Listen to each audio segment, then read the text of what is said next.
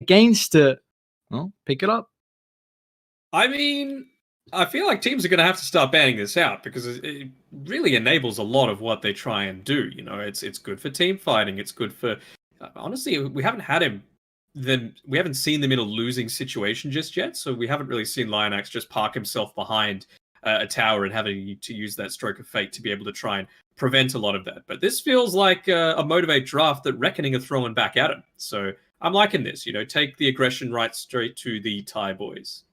Yeah, I don't mind that at all. Because that's what these are the two heroes that Motivate opened with. They went Grim Earth Spirit in game 1 and then Grim Death Prophet in game 2 versus Lilgun. So yeah, Reckoning are like, you know what? We've seen some similar things come through, and why not let's take that out. And you see Motivator like, our strategy, our heroes, they're gone. Now we gotta go into the reserve time.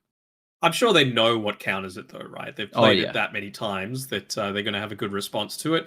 I mean, for mine, they might just pick a really nice laning partner for the Grimstroke. You know, it means that the DP, assuming it might be an off lane, or the Earth Spirit, if he rolls out of position even once, you're in a really tough spot. You know, you can just get that Inkswell and quickly turn it around and deal a lot of damage in that way. So it's gonna be a bit of a scary prospect to be laning into this. I mean, Motivate for mine are easily one of the strongest teams in the Southeast Asian region. Upper, lower division doesn't matter. You know, they're right up there, and they're gonna go with an Elder Titan, something that they used to play a fair amount with Set Zero.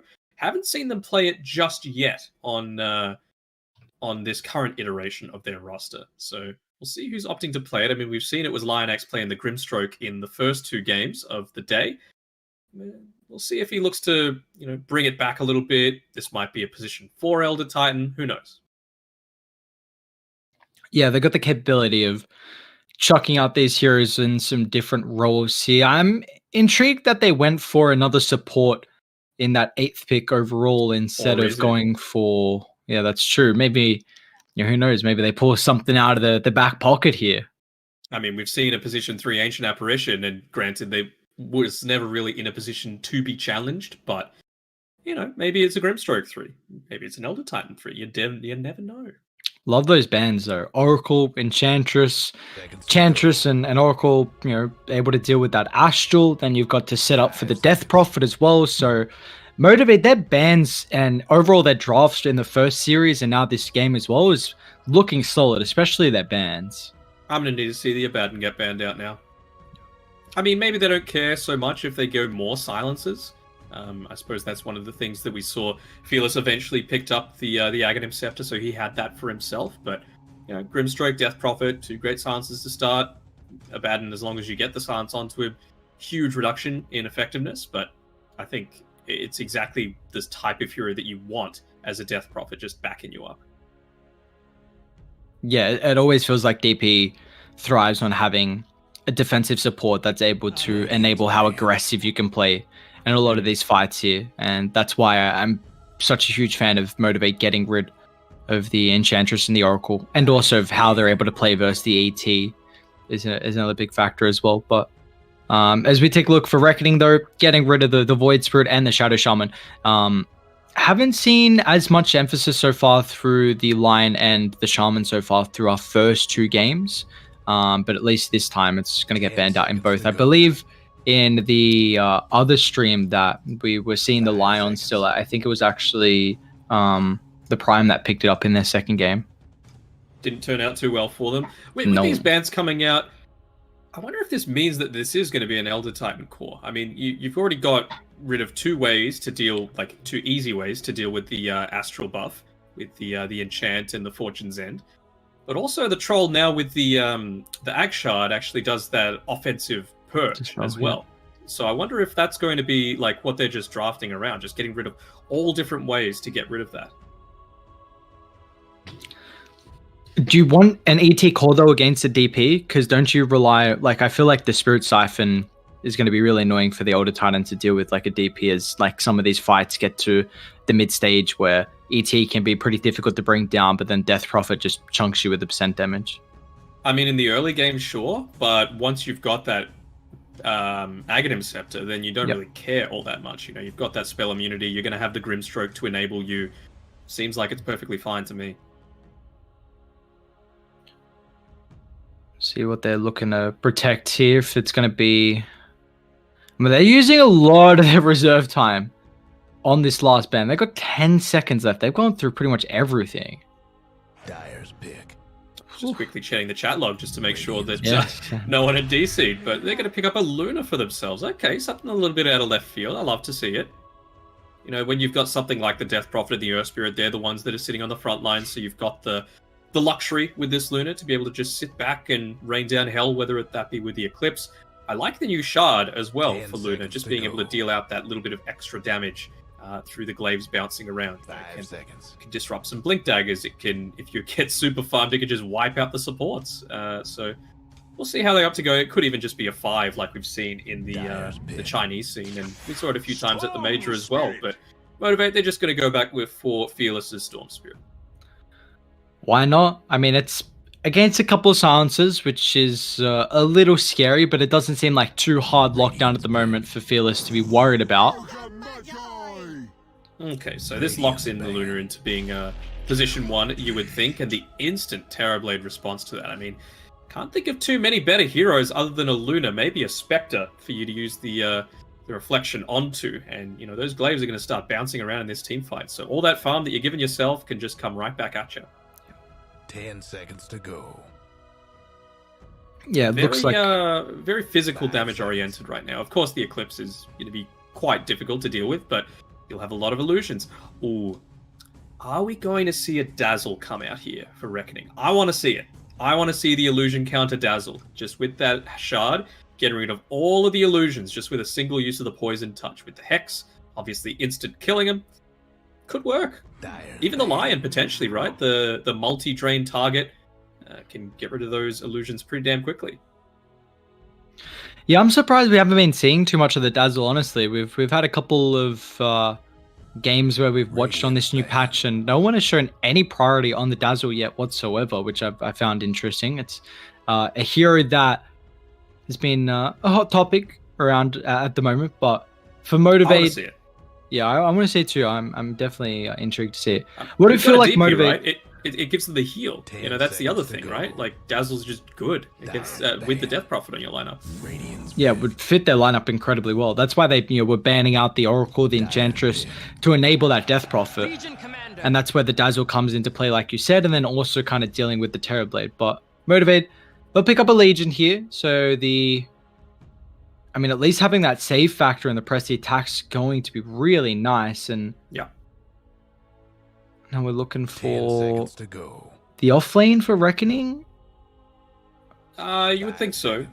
I wonder if that does influence their decision if they were thinking the Dazzle. Oh. Okay, they're just going to go Invoker, huh?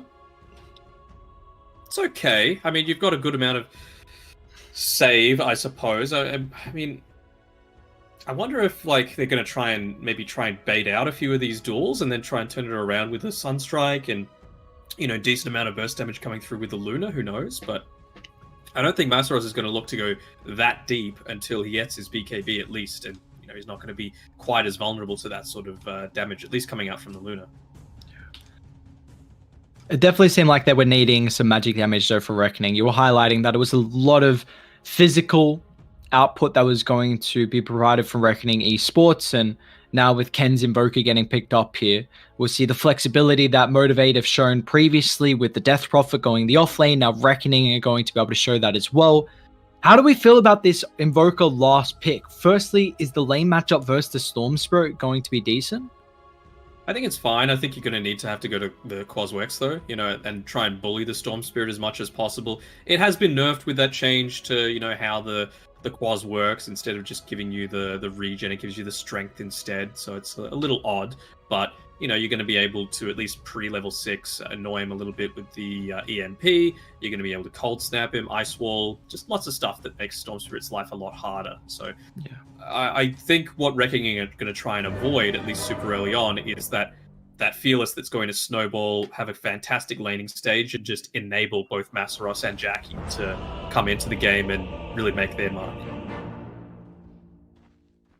Yeah, well, we'll see if they're going to be able to prevent them. It does look like, though, Reckoning coming into it, everything they can give over to the Luna is through the roof. You've got the You got the Alacrity, you got the Bloodlust, more than likely we could see even a Solar Crest coming out as well. So, JG is going to have a lot of amplification, whereas you take a look from Motivate, they don't really have that capability in a lot of their heroes. Maybe just the press the attack, right? Using it preemptively. That's about all I can think of. And the natural order, eventually, right? It's going to buff up a lot of the damage that the whole team does, as opposed to just one person. That's true.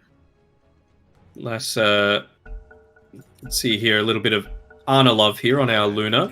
He's got the dot humble god at the end of his name. Respect to the boss man himself. So, how do you feel that Invoker is now after the patch that we saw? Because it was a big change to the Quaswex and Exalt. We haven't really seen a change like that in a while. Maybe just getting rid of the damage instances, but nothing I can remember with adding anything like this. So how does this affect the Invoker? Honestly, never been much of an Invoker player, so I haven't had any sort of personal experience with it. I mean, it's going to be nice to have, like, for example, if you were to go the Quaswex, you're a little bit tankier just from the burst damage, because, it obviously gives you the strength as opposed to the HP regen. Might make your laning a little bit harder, but when you're going up against these lineups that try and burst you down, like a Legion Commander or a Storm Spirit, it's going to be nice to, have the extra, 200 life when you've just got, let's say, 5 points in the Quas. Yeah, we'll see, because that's always been a bit of an issue for the Invoker, like the capability to burst him down through one stun. But we'll see how these battles are going to occur once again. Oh, just the beauty, Southeast Asia, and then a battle by the bounty. It just, they go hand in hand.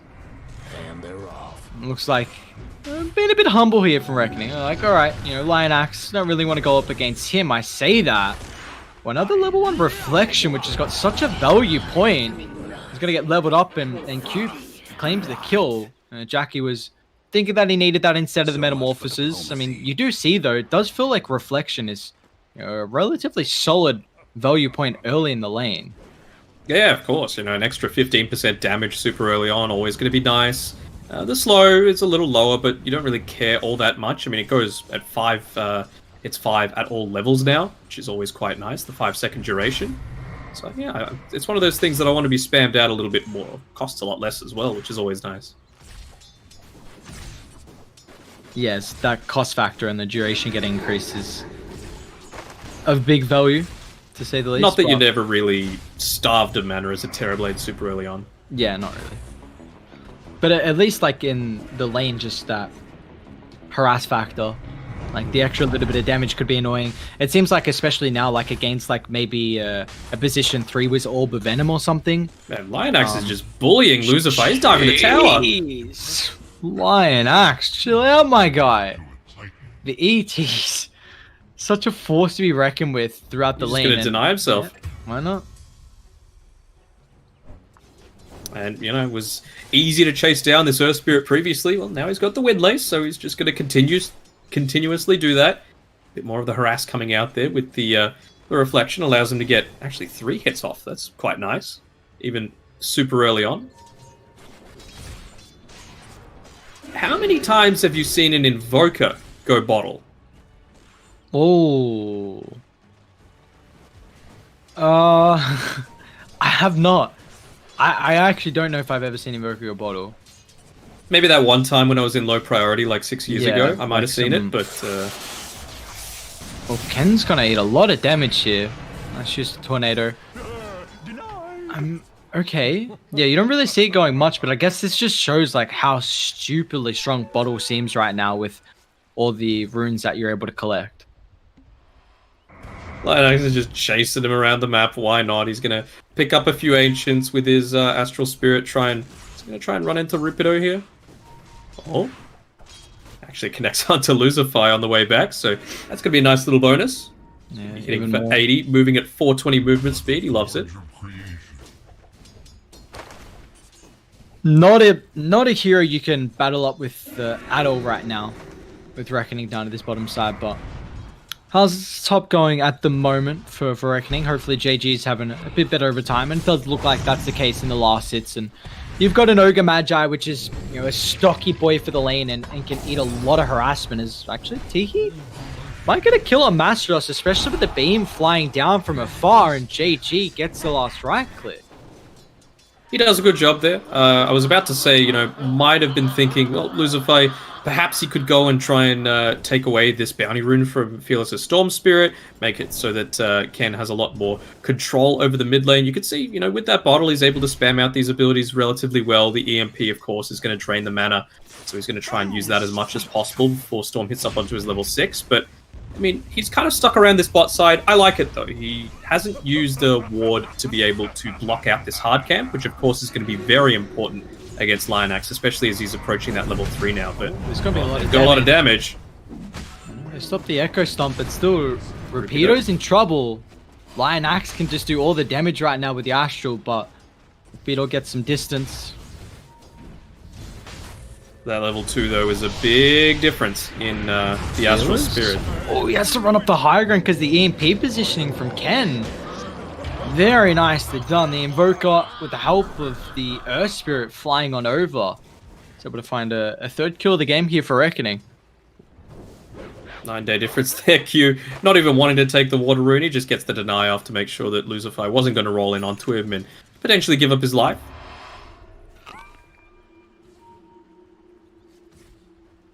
With that rotation through from Lucifer, I mentioned before about how he'd been doing a good job at blocking off this this hard camp.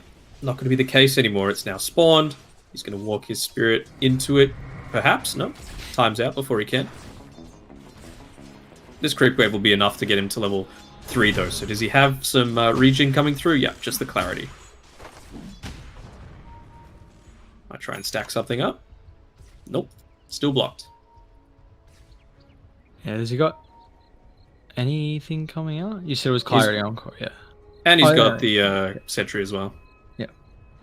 So should be able to get... I mean, the Sentry's been around for a lot longer than probably what they were expecting, honestly, from Dire. So they blocked that camp for 5 minutes here, stopping the pulls, and also, importantly, stopping how the ET can play with that extra factor of the Astral. And we could see with another Metamorphosis when they have it available, Rapido falling low, but they're going to turn now with the Spirit Siphon, such a difficult hero to man fight with once you get some levels in that. I think that's a little too keen. On top side, was seen a bit of a dive? No, not just yet. But yeah, I think it's such a big difference having that level 3 versus not. And he was literally like one creep away from being able to pick it up. I think maybe you get the kill onto the Death Prophet if you have that. Not just the extra damage, but the movement speed to then get away afterwards. And with that, now DP's sitting at level 5.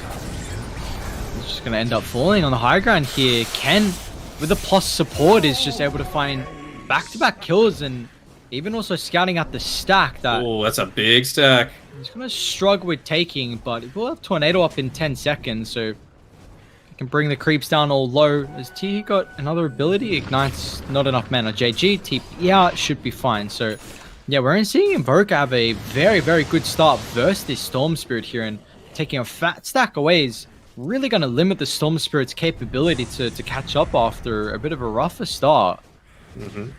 Bloodlust used, and yeah, he's just going to keep the one Centaur there. He's got the majority of what he wanted in the lane, and before it starts pushing out, losing too much of the creep wave, he's just going to take that one for himself.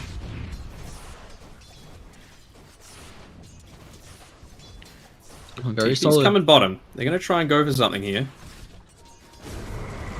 I like Q coming down. They needed a stun to pair with an extra hero with the Metamorphosis, and now Lucifer committed with the roll, is going to try and TP out. Oh, the thunder! Jackie. Oh, right click, not enough.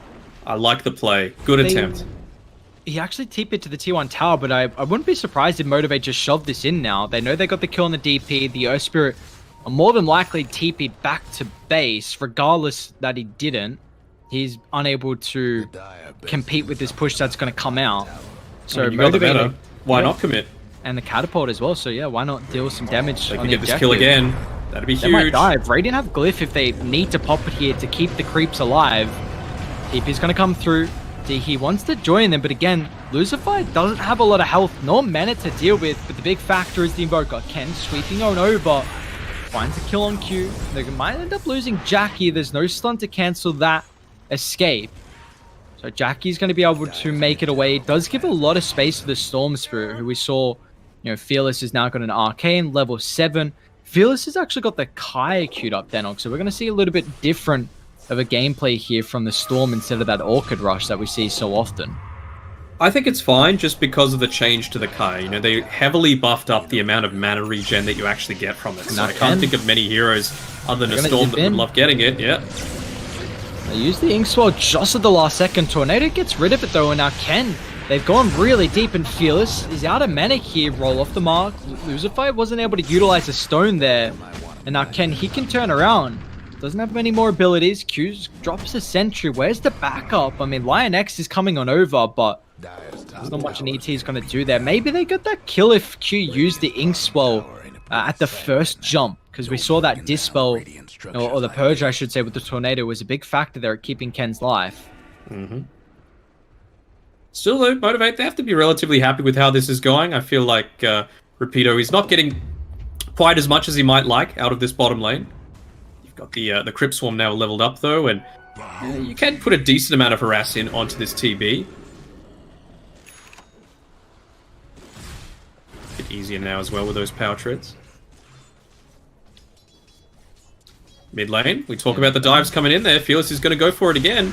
Ken falling low. Tornado gives him a little bit of extra space here, but he's still going to end up falling. The stun on Fearless, now with the press the attack. Masros going to be able to come over, find a dual victory, and you might have to cancel that TP there, because Motivate just find 3 kills and now might be able to get some damage onto the T1 tower mid as well. We see, you know, the Luna not thinking about getting involved and DP not wanting to with everyone dead. Yeah, that's the huge amount of burst damage that you have with this LC, right? Just comes in, uses the overwhelming odds, hits onto 3, able to quickly take him down, and then the save coming in from Fearless. It's just really solid team play. It's clear that these guys love playing with each other. They know how each other ticks. They know where they're going to be. And that's really what you want, right? Sometimes even just in pubs, you sometimes get those unicorn games where everything just seems to happen right. Everyone seems to be where you want them to be, and that just seems like a normal game for Motivate.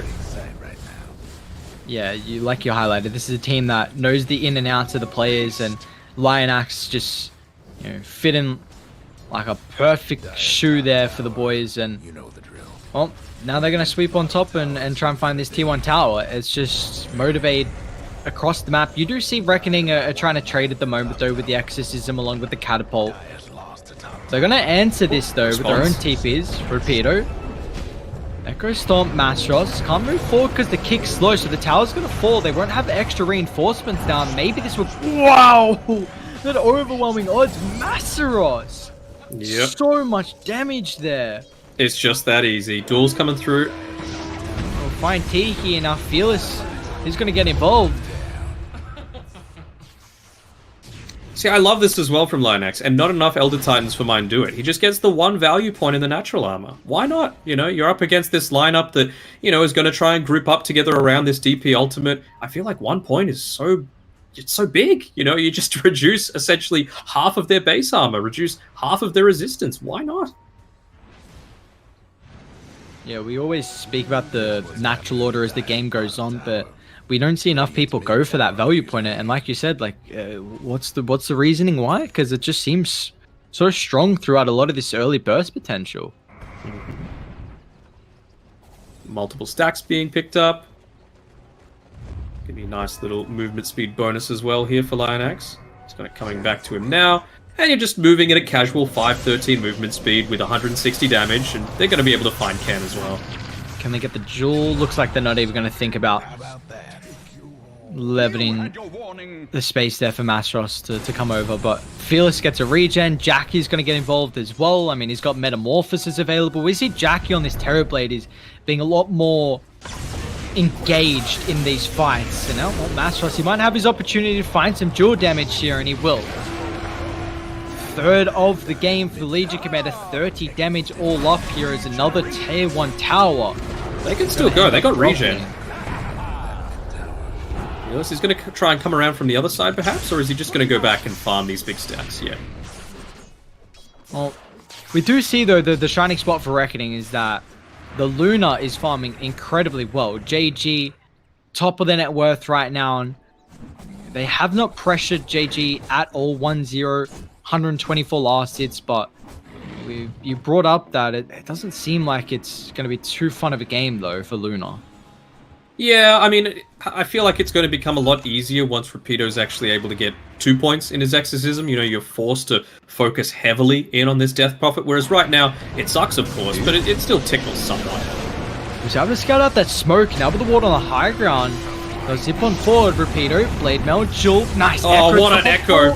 Split at the choke point, oh my god, Lion Axe! He's doing it all right now. JG's gonna come on over, no. Double kill. That's a wasted Eclipse as well. He's got his Yasha coming out to him, but he's just got to book it out of there. What a combination. Just around the perfect choke point. It's a little... Well, it is unfortunate from Reckoning, right? That they caught the Grimstroke standing around in that area, but it's very simple for them to turn it on around. 4-man Echo Stomp. Didn't even have to use the overwhelming odds. That would have been a huge burst of damage as well. Yeah, it's just Radiant's vision. I mean, scouted out that scouted out the ward. The Grimstroke was able to position on the high gun to break it, and then Radiant Smoke fighting. Thunder ward as well. Yeah, it's just never going well. And this is on a big swing. The net with Leech is continuing to go right now for Motivate. Gives them a lot more map control to play with after that one team fight, and space for Terrorblade too, which is the big thing. And it's going to be scary giving Jackie ultimate free farm. We've seen what this man can do. Mm-hmm. He's got his Manta recipe coming out to him, only about 900 or so gold away from that Manta itself, with the ultimate orb able to be purchased up sooner rather than later. It'll be around the similar timing, though, for the Humble God, Manta style.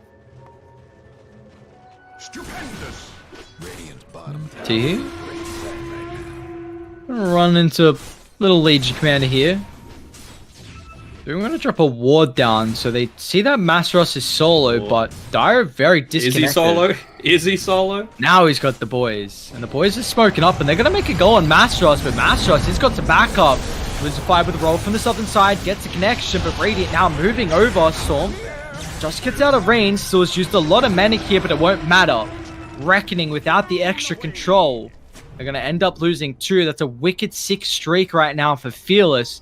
And also Legion, 40 damage in the bank. Just given an easy press the attack over to Jackie, making sure that he's perfectly fine to continue fighting. That's the Manta style finish. They've even got the Metamorphosis, 2 points in the Sunder. They're happy to fight right now. And they're hunting Fearless. Yeah. How long are you going to want to show, JG? No, he's dead. He's not getting out of this one. They might even get the courier as well. Oh no, he's going to lose everything for the Luna. Thank me if you understood. This is looking rough here. Motivate 6,000 net worth lead. It was a solid laning phase for Reckoning. We saw Ken having a really good time. It was getting enabled heavily with the support rotations, but now, I mean, Motivate, just their movements across the map have been so on point. And they're playing quite heavily together, so even when he finishes up this Orchid, it's going to be quite hard to kill off anyone. It's always this gank squad coming through. Fearless, Lion Axe, and Q, they're just sticking together the entire time. And it's the cleanup crew coming with Masros. He's got a good amount of movement speed. Now he's finished up the Blink Dagger for himself, so he can just come right on in, get the duel off, even just an overwhelming odds and a save.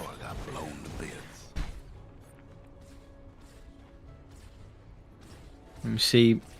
Just net worth. Wow. DP's getting nothing. This is not a game where we saw Masros beyond godlike on the Death Prophet. Now, Rapido very much struggling. He only got his Yule Scepter, so it'll be a little bit more survivability for him. We mentioned the threat of having that silence coming through, which is always nice to have. I mean, if you're able to Yule's up the Legion Commander before he gets off the duel as well.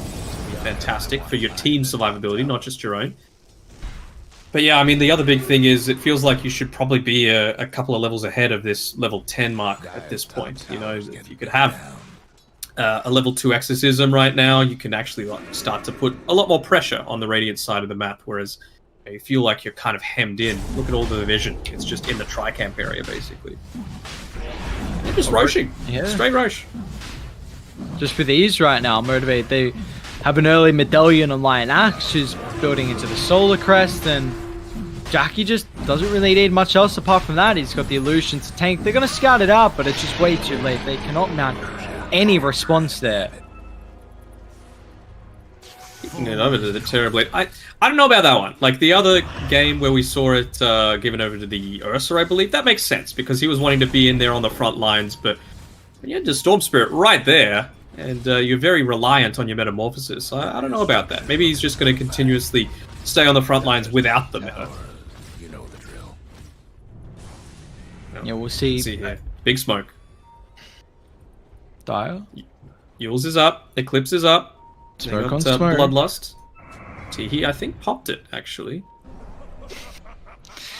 Just a little drive-by, pop the smoke, that's all she wrote. Jackie's really far away from the team. But they don't have the vision right now from Dire. They're going to roll in, but Jackie just runs forward aggressively. Manta's off the silence. Sunder. Now Jackie with the Sunder is going to be back up to fighting Shape here with the health pool. Mastro's going to be able to find the Jewel as well on top of Ken. The Earth Splitter's going to fly. Ken's in trouble, has to utilize the Ghost Walk to get some space. Odds is not enough damage. Mastros now without the backup, they've lost Fearless. And now Ken's going to be able to come back over here. So 2 will fall from Motivate. They do buy back there on the Ogre Magi. They're even going to be able to catch out Lion Axe as well. So a 1 team fight for Reckoning. And that's why you give the Aegis over to the Storm Spirit. So that, you know, even if you're able to get him, you know, he was silenced, he got clipped up by a couple of those Eclipse beams and taken down, you can just have the full reset. You know, you're back at full strength. Whereas, you know, it doesn't feel like Jackie really needed that. Well, he didn't really need to be pushing that aggressively as well when he doesn't even have his meta available. It's still on cooldown for another 10-15 seconds. Maybe just feeling a little too confident right now. We're motivated. See, they got to back up on the high ground. Storm's going to be careful. There's one Sans, but he's still... Oh, he dodges the roll. Fearless. And now with the reflection on 3, Master's got the blink. Nice use. Scepter gets a little bit of space, but still with the reflection. So Rapido's not going to be able to disengage. Sans is on the Storm Strip. Where's the extra control? They need help. They need it now. Fearless is going to fall. Another great silence locking him in. Masteros, I believe he already used the press the attack. It's now back up and gives him that extra requirement in the attack speed to find the kill on Lucifer. He's up to 60 damage, but that is 2 deaths in a row now here for Fearless's Storm Spirit. That was an excellent team fight by Rapido. Just perfect use of the Yule Scepter, perfect use of the silence as well, and there was no way that they could turn that around. It did end up costing them 2 supports, but, you know, like we mentioned, Fearless had a decent laning stage. You were able to get a couple of kills there on Ken onto him to make sure that it wasn't, you know, complete 100-0, but now the fact that he's going to be playing a little bit more scared kind of takes away some of the mojo that Motivate have been playing with for the past month or so. And now it's going to... You know how I mentioned the Metamorphosis being on cooldown a few times? And he's gone into the Ags now on Jackie. Oh. I like the Ags, you know, it means very non-committal with a lot of the stuff that you're going for, as well as, of course, the big team fight disruption, just being able to push away the likes of the Death Prophet, the Luna. It's going to be fantastic for that. Masros. He's got some backup coming. Who have they found? It's Fearless right now. He's wasted his ult. Now JG with the Eclipse as well. Doesn't find any damage with the lockdown. Fearless, Echo Stomp. Fearless zip. He had a zip. He had BKB too. Nothing comes out from Fearless. And now, honestly, Reckoning Esports, they're going to be happy with what they came for. Jackie chucks out that fresh Aghanims. He's got the meta now to play with. Nice kick into the roll away. That was a very, very messy fight. You see the Eclipse get wasted, you see the no BKB, and then the Storm get brought down, and then they just end up finding the Death Prophet as well. Lucifer, this is pretty ballsy. He's just standing down here next to Masteros. That's not where I would want to be. Maybe trying to keep the next wave pushed out a little bit. Mid lane, and they're making a go on Ken. Yeah, a bit difficult right now. To make it go on Masteros here, but he knows. He gets a sense that something's happening. Doesn't use the Blink Dagger to get away, but he still will. 80 damage already. 23 minutes of the game. That's scary, because this is... Well, Masteros can definitely scale incredibly well now with the start that he's had. Yeah, the timing for mine is this next BKB coming through from Asteros, right? We've seen a number of times now that Fearless has gotten caught a little bit too deep. Normally it's because, you know, you've got the rest of your team to be able to back you up, but those silences coming out from Repeater have been fantastic. Able to lock him down, not allow that save to come through. But if you've got that BKB, that's never going to be a factor.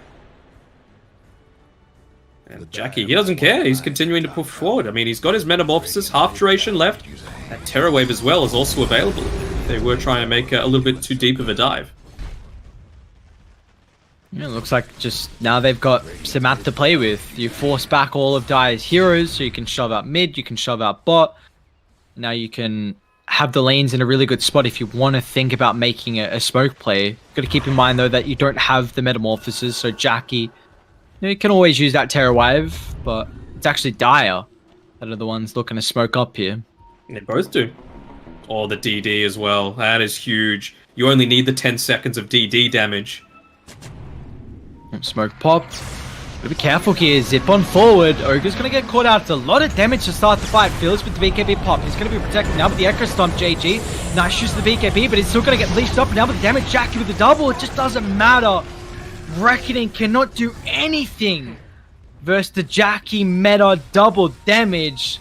They'll lose 3 in an instant along with their tier 2 tower. And tier 2 tower is going down. Still another 50 seconds on Luna's death timer, so they can honestly consider continue to push there with this. You've got the double damage, you've got the press the attack that they're going to be able to use. Gets clipped by it, so say goodbye to that double damage actually, the tornado coming through.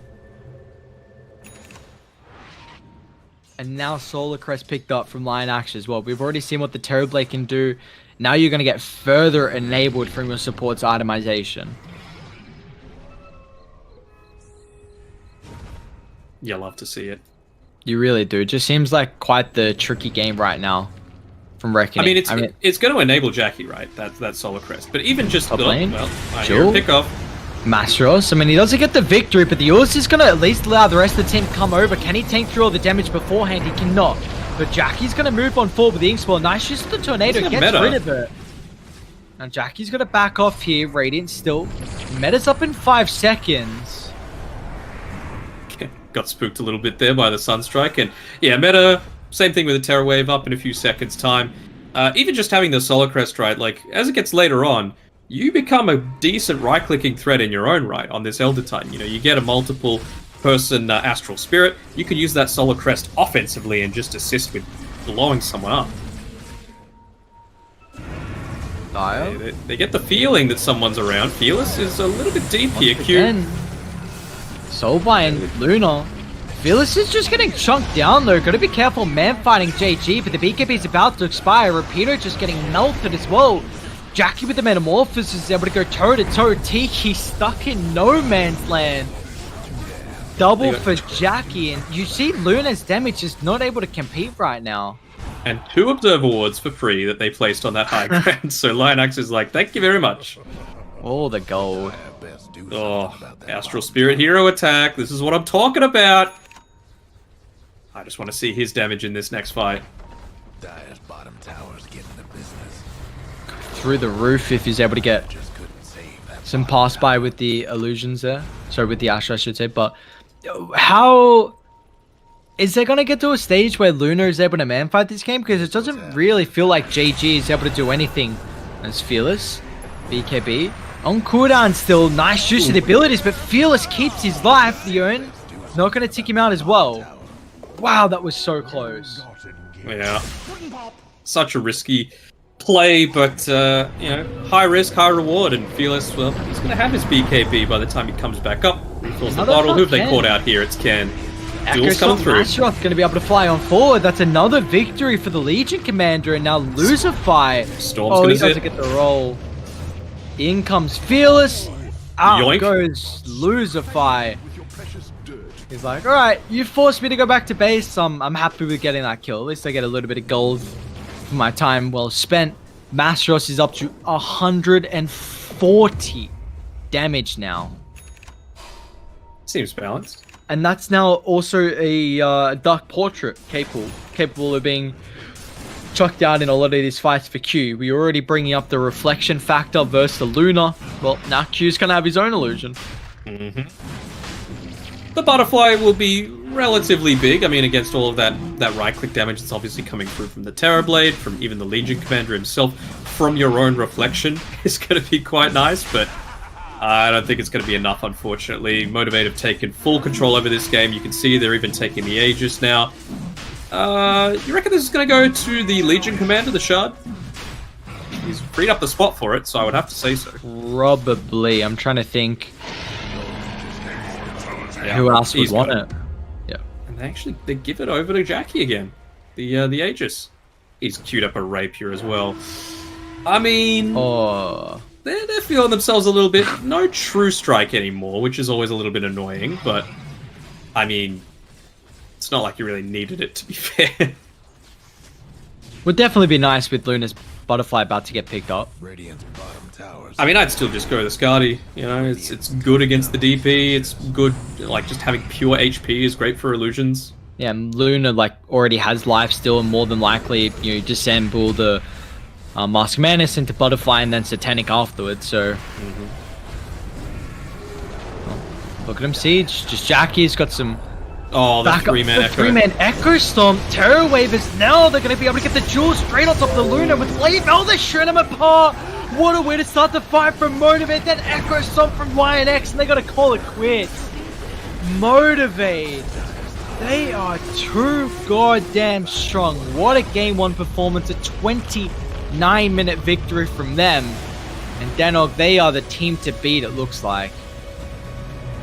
I am seriously impressed with Lionax. You know, the way that he's been able to seamlessly gel with this team. I know that they obviously play together quite often. They're all good friends, and you know, he was always on like that second tier of Thai team, but he seems like he's not just a one-hero wonder. You know, we were saying they're just going to first pick Grimstroke every single time. They're just going to give it over to Lionax.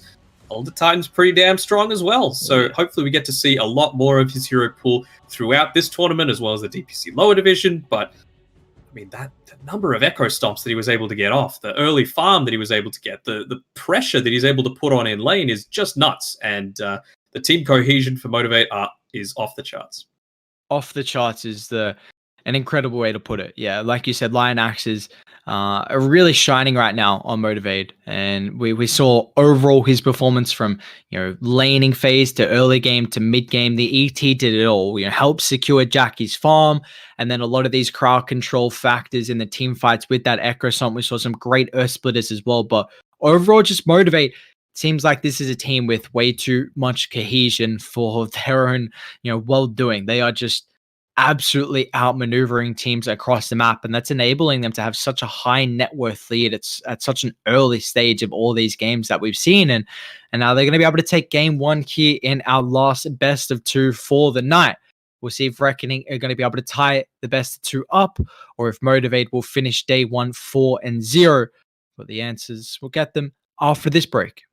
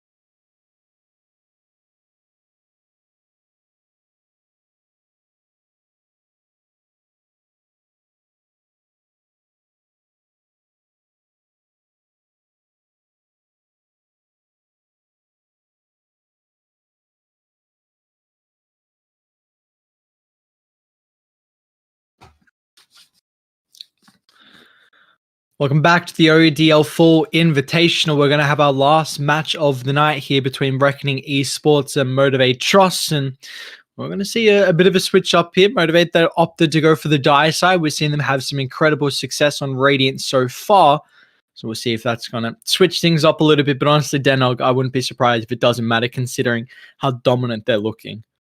They are looking pretty dominant, and the respect's coming through straight away for Lionax's Elder Titan. They were just like, man, what can we do against this guy? We couldn't lane, we couldn't take team fights, he was disrupting them, and just standing around with his natural order was enough. And his itemization, fantastic as well. So we'll see how they look to respond to it. This is the last game of the night, just best of twos, I believe, during the closed qualifiers. So just looking to make sure that you get as many 2-0s as possible. You don't want to be splitting 1-1s too often, but at this point, that's all Reckoning can hope for. Damn, we're going pretty fast here throughout the first phase. Reckoning, we are going to see the line now picked up here. Motivate still not showing any priority on that, but they're back into the Grimstroke, and also with the Clockwork. We saw Q have a really solid Clockwork game previously, and they can even, of course, give him the Grimstroke if they want to as well. So it's Motivate have been a team that have really liked to go for this dual support opener, which we don't really see as many teams do. No, and I mean the thing for me is like I'm not sure why they choose to go the Clockwork instead of the Earth Spirit. I feel like Earth Spirit is a lot more versatile with what it's able to offer. Same kind of thing with the, well, not same kind of thing, but I feel like Tusk is just a better position for. Maybe they want the flexibility for the clock to still be a 5, whereas Earth Spirit doesn't really have that. That's all I can really think about. Yeah, I'm trying Especially to think as well. Leaving the Death Prophet in the pool as well, right? Like, that's still pickable. It seems like they are very much Q's heroes to play, though. Like, they seem like they fit his role incredibly well, and yeah, I'm just intrigued on the priority they want this game instead. You know, maybe I can't, like, Earth Spirit would be able to find the Lion just as well as what like the Clockwork would. So Silence is good against a Timber Saw, you know. I'd say like yeah. I think the Battery Sword is very annoying for the Timber, even though Clockwork Strength, you know, this hero has always been one of the more annoying supports for the Timber to play into, just because the constant mini stuns, you can never get that chain away. Or you need to be like perfect, like frame perfect with being able to get it off, but it's just, it ain't gonna happen. Very much not, but we're reckoning they go back for something that, you know, has had at least some success with them so far, with the Timbersaw getting picked up. They picked, they played that in their second game. The opener was the Lion and the Timber, and afterwards was the Earth Spirit. So still on the cards here if they're thinking about going for that one. And it's even like, I wonder how much of this is just it fits our playstyle a lot better with the Lion, because Lucifer is actually like I just had a quick look at his recent history. His last like 6 Lion games that he's played, he's won. So it's some good burst potential. It's good against the style of heroes that Fearless likes to play, but you know, it's just a good hero regardless. Yeah, very much so. Well, they leave the Viper in the pool, though, so you see Motivate instantly looking to pick that one up, and Timber not going to have too much fun versus the Viper, and they've got a lot of stuns as well, and at least, you know, the Cogs AoE crowd control to further enable that, and they leave, like, the bans a lot of the from counters. I mean, you get rid of the Monkey King, but the Mars and Ember getting banned out, like, I guess Mars and Ember were not going to win Motivate the game. Viper and Ursa were going to win Motivate the game. Really, like, this just looks like exactly like you said, like, these are 2 big counters we saw in the first series where the Ancient Apparition got left in the pool, and this almost seems like, do we want to call it a blunder?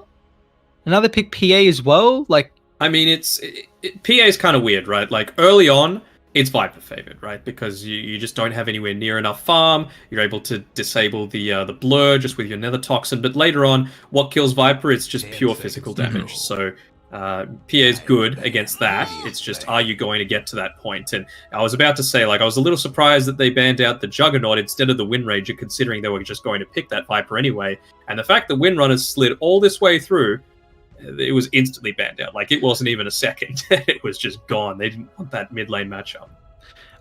Reckoning, I don't know how they win their lanes here. Like, Viper is going to be an Undying PA matchup. You want a range hero versus Undying so he can't trade. You want a hero that's not strength as well, which gets rid of a lot of his strong factor in the lane. PA is not a strong hero. It's not a strong laning hero, and Undying in a bad matchup is going to lose a lot of his prowess. And now you've got Ursa versus Timber, which is one of the most dominating matchups versus the Timbersaw. And now Motivate have Ultra last pick for Fearless. So, like, how are you going to get out ahead when you're already looking like your lanes are so far behind?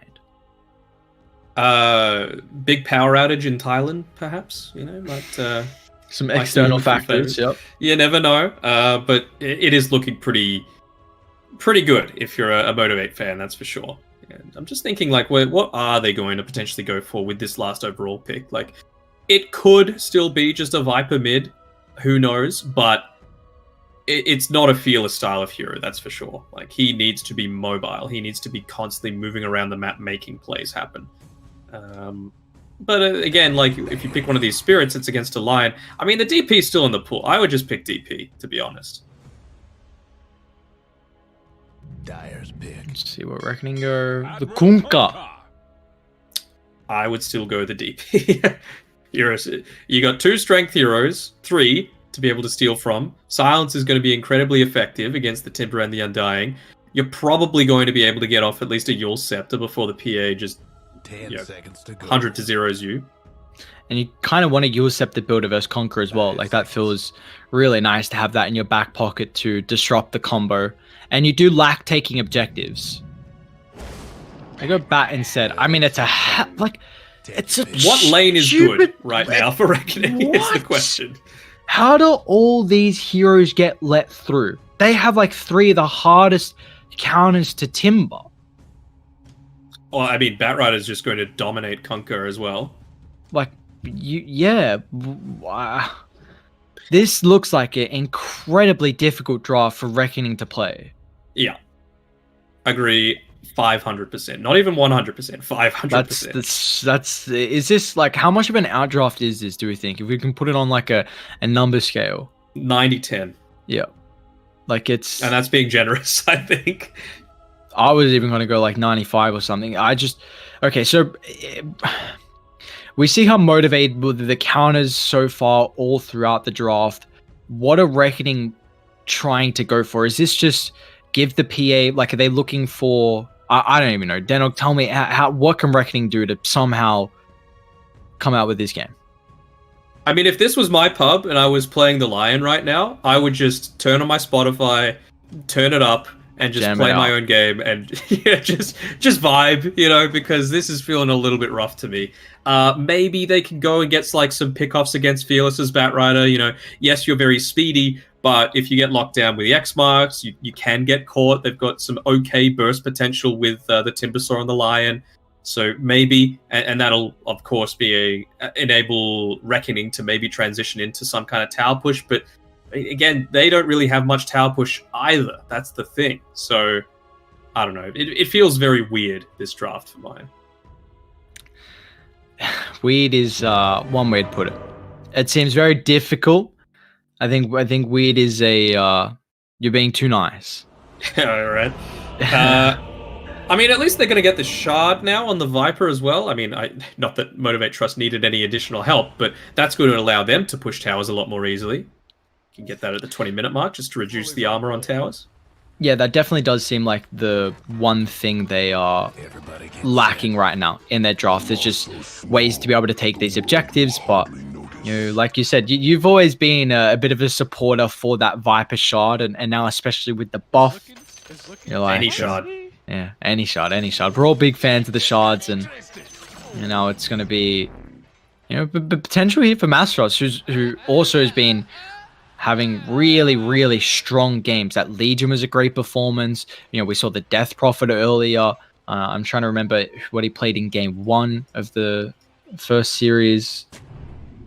Just overall, Mastros and Motivated being the team to look out for here, and we'll see what the underdogs, the team coming through from the open qualifier, is able to do right now. But their backs is up against the wall after a draft like this.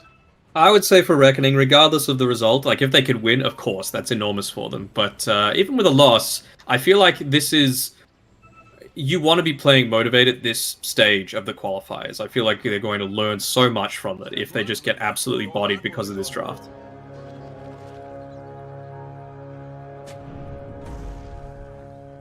How greedy are they going to look to get on both of these sides? It's just going to be a 2 for 2. Again, we've only seen a little bit of action so far throughout the day at the bounties, but we'll hang out with that. PA's only got Tango's Quelling Blade. I don't know what's coming out in the Corey right now for the Phantom Assassin. What do you got here? Okay. Fairy Fire, got the Branch, Salve, even a Slippers as well for Mr. JG. But it just feels like it's going to be quite the lane. Viper, Clockwork, ay. How have you found his play on JG? Because he was previously playing like position 3 in other roles when he was playing on Neon, for example. How have you found, like at least in his game 1, what did you think of his Luna? I thought he farmed really well, but we just didn't see that Luna come into play. There were some questionable usages of the Eclipse, and I think it got to a stage where when Masteros has got... Well, speaking about Masteros, he's gonna try and get the kill before he dies. Can he do so, though, JG? He's not gonna tick out here, so they get first blood for Tiki, and... That's not how I thought this was gonna go at the start.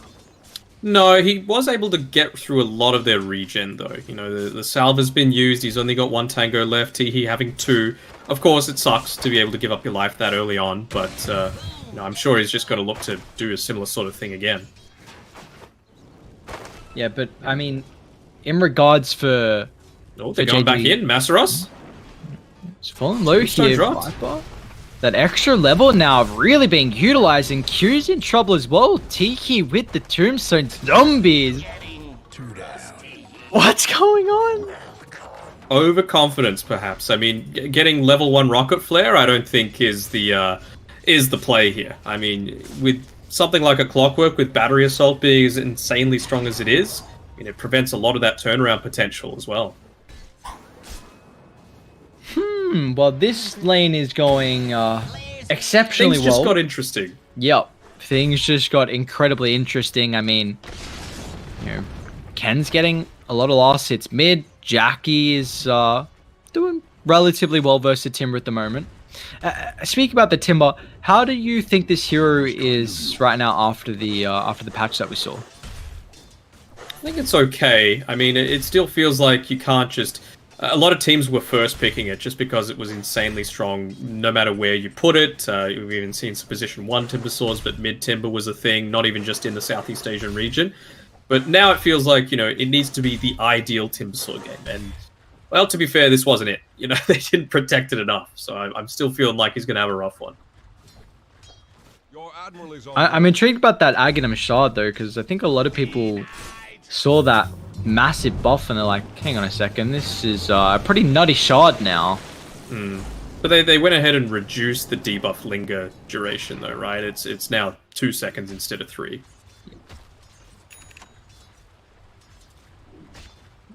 Who doesn't like having a flamethrower, though?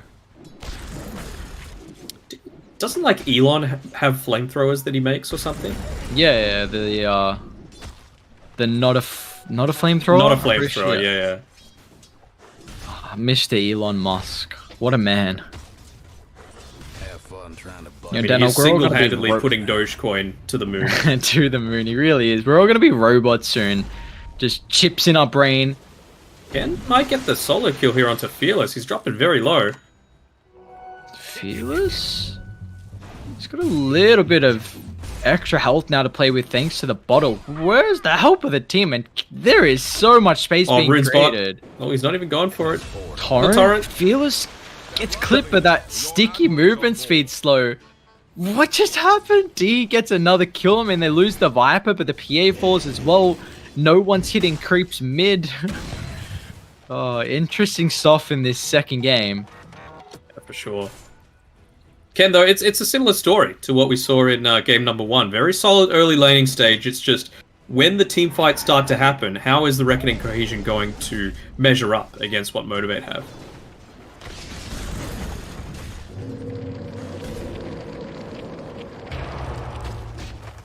Topside, we've got a little bit of damage coming through onto this Timbersaw. It might not be enough, though, to deal with it before Lionax is taken down.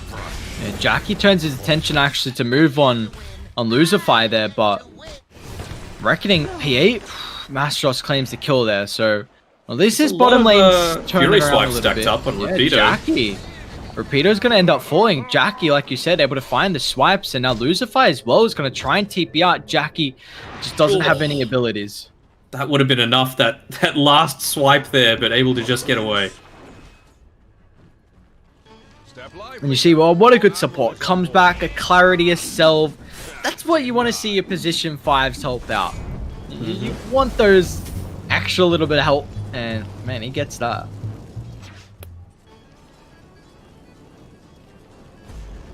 We're just seeing more and more dives attempted here. Ken, he's going back to base. Didn't use the X marks, so it's going to take a while until he gets back to the lane. But oh wait, sorry, no, he just went back to the tower. But still, you know, you've got a full HP and mana Fearless going up against you. Yes, you've got your ship, but unless you get lucky with the rune spawn, I doubt you're going to be able to have the mana pool to get your full combo on. Yeah, and you see, once Fearless even picks up that capability, might not even need it. He just needs a couple of sticky stacks and will melt him to a crisp there. As Reckoning we're having a great start to this game, but now the kills are flowing through from Motivate. We'll see probably some aggression start to come out down bot pretty soon as well once Mastros gets another point up in the poison attack. I wonder if Fearless is going to put 2 points into the Flame Break just to, you know, double up that damage, both from the duration of the burn as well as the impact damage coming through. Wouldn't surprise me. I mean, it's a Kunkka that you're up against, right? You don't need to farm all that much. You've got heroes that are capable of, you know, farming perfectly well on their own. This feels like a hero farming type of game. Oh yeah, it does. And no ways to deal with the Bat Rider at all this game. No soft dispel, no hard dispel. So Bat is going to be a massive issue as this one moves. And well, Tihi may have overstepped the mark a little bit on the Undying and was going to drop the Tombstone, but Mastros goes to work here with the Viper. And now JG as well. He's unable to man fight. Q deals with the Tombstone, and now JG won't have that extra factor of the zombies to play into Accord here as Mastros gets a killing spree. And, well, it was a good start to them, but now all of a sudden, Viper picking up 3 kills in a row, and now it's, you know, the PA who's going to start to struggle. Yeah. And in good support style, we talk about Lionax again. Look what he's done. He's just made a nice juicy little one for Fearless in the jungle. Stacky stacks. Oh, he's even got the faded brooch. What more could you ask for there for the Bat Rider? You know, Ken himself is doing really well though. Top of the last hits, second in the net worth. Really farmed on the Conquer. Level 8 right now. We're going to see him rotate up top. Bit of a difficult kill on the Ursa though, considering he has Enrage, and especially with these TP rotations that could come through. Well, misses with that, gets the chat wheel in response. Yeah, we'll force him down towards the bottom side of the map at least. Undying's just dead again. Oh, he's got plenty of TP scrolls though. He's farming TPs, right? That's the support life. Dire's top tower, you know the drill. Q.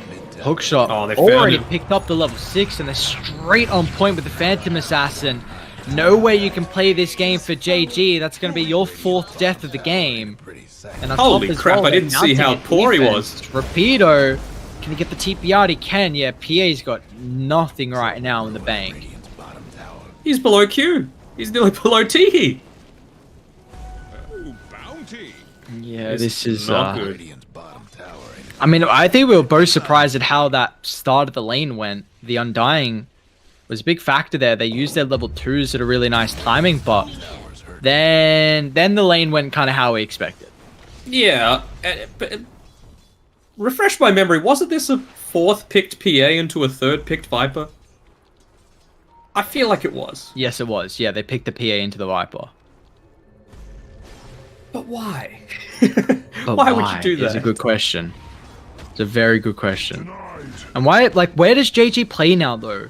Like, you can't play in a lane versus the Ursa. One, Jackie's 2 levels ahead, and you just can't farm because of Ursa's will shove you out of the lane. You can't go farm in the Bat Rider lane because, well, Bat's going to kill you. You can't farm with the Viper because Viper's going to kill you. You can't farm anywhere because Q's just hunting you. There's nowhere to JG to go. He needs the backup of the team, the rotations. It's just the line at the moment, though. Jackie's like, oh, do I want that tombstone? I do, but I also don't want to run into this lion. But again, it's just pushed the PA back. He doesn't even have one component of his Battle Fury, and it's nearly 10.5 minutes. Jeez, this is going to be such a late Battle Fury. I mean, he's... Fearless, he's hunting. Down bot. T-Heat. Gonna get bird down. Fearless is already moving fast enough, and you chuck out the Ink Swell on him as well. He's got to love that. Yeah, and now he's got those Boots of Travel coming out to him. I'm sure the Windlace will follow soon after. And, well, good luck catching this boy.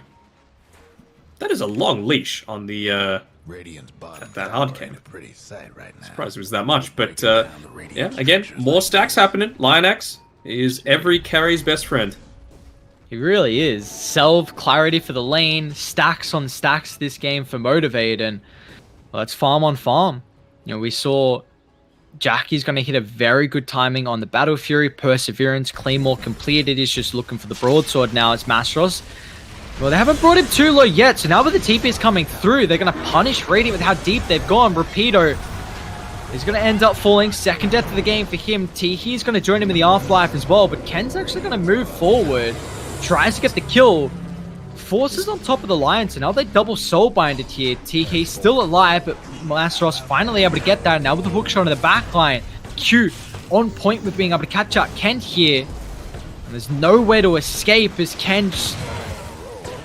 the 3rd hero to fall. Fearless. Oh, they got him. One. This is getting to a rough stage already now. 3,000 net worth lead. The start of the lanes were going at a level where we were not expecting, honestly, and now it's kind of back to Motivate's favor in a very big way. I mean, I feel like that was kind of just you know, misplays coming out from Motivate, right? Like having level 1 Rocket Flare doesn't do anything for a Clockwork, and you know, they punished the fact that Viper early on very low HP. Not really all that survivable, no escape mechanisms, so if you just are able to turn around and brawl with something like the Undying, of course you're going to be able to get kills, but now it's really reached the point of no return with Jackie taking these gigantic stacks for himself. He's got that Battle Fury finished up, and honestly, like, with that one stack, he's basically got his Blink Dagger halfway already. And meanwhile, after that fight, we saw the Grimstroke. He even fall back to the top jungle and made... I think 3 stacks at multiple camps. Yeah, like, this is ridiculous how much farm the Ursa's going to get.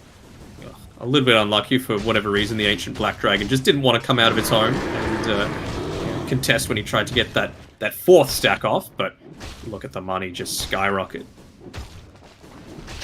I swear he just picked up Battle Fury. How's he almost got Blink? It's just what, you know, 2 tri-stacks in a small camp will do. Oh boy, what's PA got? Hey, let's go. 1 item in the Battle Fury. Get him worked on. Don't be patronizing. Small things. Lucify is going to drop his life again, and this is just looking like another road to defeat. At least it's a short road. You know, we're not going to have to stick around here for that long, and I kind of feel like Reckoning are feeling the same. They're going to have a look at, well, at least PA's farming, but no, unfortunately not. No, it's actually Ken that's farming better. Yeah. I've been very impressed with Ken's laning Sage and early game performance on back-to-back games now, but it's just kind of all the steam is run short. Yeah, no doubt. And it's already a game where, like, it's not the greatest game for a Conqueror in general. And this was a last pick Conqueror, or second last pick. You know, it's It's rough. He's got his level 12 now, so a little bit more damage coming out from the Ghost Ship. But now you've lost your tier 1 tower. You've got all the boys just waiting off to the right side, just baiting Masaros. He's got enough survivability for himself with the Dragon Lance, the Bracer, the Strength Treads, the Falcon Blade. You don't often see a Viper 1900 HP this early on. Masaros is fat as anything, and well, Motivate actually thinking about trying to take Roshi with the double damage that Jackie's got picked up, but they're a little worried. They don't want to give an opportunity for Reckoning around that wraparound. Oh, nice use of the hook shot. They're going to be able to find Lucifer there. Now, they even get the lasso as well, dragging back Ken. He's got the BKB. It's a nice tombstone on the high ground, but Reckoning could just hit him. Lost 2 heroes. Ken's going to try and TP out. Jackie doesn't have the damage, unfortunately. One more right click would have been all she needed. They just rush. Why not? BKB is used. That was all the fighting potential you have. PA is not in a situation where she can join in this fight. She's just going to have to, well, go for the ancient camp, but it's not there. Oh, blink in. Jackie straight on top. Tries to find the kill on Rapido. They've got the Spirit Vessel along with the poison attack damage. Is this going to tick him out? It might, and it does. Q actually gets the kill there. And now Ken as well. Soulbind leashed up. No way to get her out. And Motivate just running through all these fights. Meanwhile, Jackie hitting over in the pit. And yeah. Honestly, yeah, I'm not surprised with how early that is. Scary. That is, well, no. Game 1, Motivate was scary. Game 2, Reckoning need to go back to drafting 101 for mine. It might sound harsh, but that's the reality of the situation. Every single lane felt like it was counted. The only reason that bot lane went in their favor at the start was because of a missed skill coming through from Motivate. Plain and simple. Yeah, it was just Motivate are on another level, to say the least. This is a team that are just looking incredibly dominant through all the games that we saw so far on Stream AN. They're going to end the day 1 here of the closed qualifiers 4-0. They did not drop a map at all. Well, we'll say 2-0 actually, because with a series count. So they are looking with a start like that, man, that is incredibly scary, because this is a team that's only going to get better and better as they keep playing with this roster. And we already see that Lion X is fitting in incredibly well. And well, still props to Reckoning. We saw they were able to take their first series of the tournament over on Stream B, which was against the Prime, but unfortunately, 2 different teams, Motivator and the Prime. So Stream A, that's going to be it for us tonight. We had some very quick games over here. For sure. I think the second game of Galaxy Racer versus the Prime is going on at the moment, and Galaxy Racer, they're looking in a pretty decent spot right now. They're 14-3, up 7k net worth lead, and it's only 17 minutes in after they were able to take the first game in 20 minutes. Oh, they've broodmothered them. Miracle is playing the broodmother. So thank you very much for watching, guys. We won't be back tomorrow, but the stream will, and Motivate will be back tomorrow as well. They'll be playing up against Signal. On this stream, we'll also see the Prime against Signal, and on Stream B for tomorrow, we've got Galaxy Racer versus Reckoning, and Reckoning against Lil Gun. So that should be good. Make sure you're hitting the follow so that you get alerted when we do go live with that. And after we show you a little bit more scenery, I think we'll send you over to Stream B just so that you can watch the end of that game between Galaxy Racer and the Prime. Yeah, so thank you all for tuning in, guys. It was a beautiful day of Dota action here for day 1 of the OEDL 4 Invitationals, and until then, we'll have some more Dota action tomorrow. There's just a very fast tempo kind of lineup coming from Galaxy Racer, where they have 3 heroes that do damage, 3 heroes that are elusive or just generally tanky, and they're all going to be scaling together and create havoc when it gets to the mid game, which will be about now. Indeed, in top lane though, they will get the catch onto Usagi here. They'll take down the Shadow Shaman before the fight can even start, as Yor wants a piece of this though. Going on to Polis and trying to dish out the damage. He'll go for that TP wave, will get stunned up, and the ulti comes out from KYXY. They'll take down this TA, 80 seconds in the bin. Calpazar now the next hero they want to take. The TP saves his life. The roll, I think, was on the other side of him.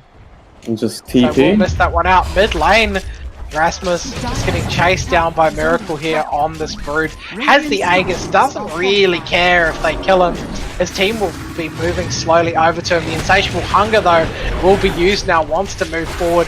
Kalfazadi knows that that ulti isn't up, the Hex will be there. And he finally just starts getting the attacks and will take down Zabadan. And he just walks at them. No fear in the Spider.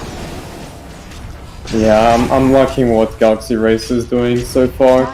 Just complete control of the game, not giving them any space on the map whatsoever, and just abusing these Aegis timings every time. And Miracle, I mean, you can see by the way he's playing, he does not care whatsoever. Even if he does die once, there's no chance they're going to kill him twice, and even killing him once is really going to be a rough call.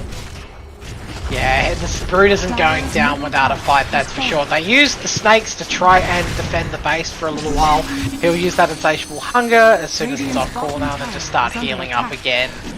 The extra damage and that lifesteal really sustaining Brutus, as well as the heals from KYXY.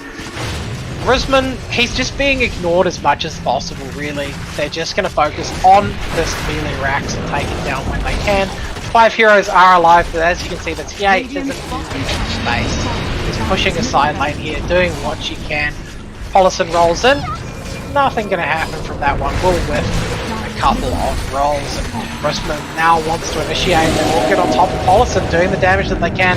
TA wants to come into this one as well. Azure has arrived. Miracle has that Aegis. Looks to blow this one, try and force them to use what they can on Miracle and well, but in comes the puck, they'll get the Dream Coil, they'll move on to Shadow Shaman. Next is Artho, they want more.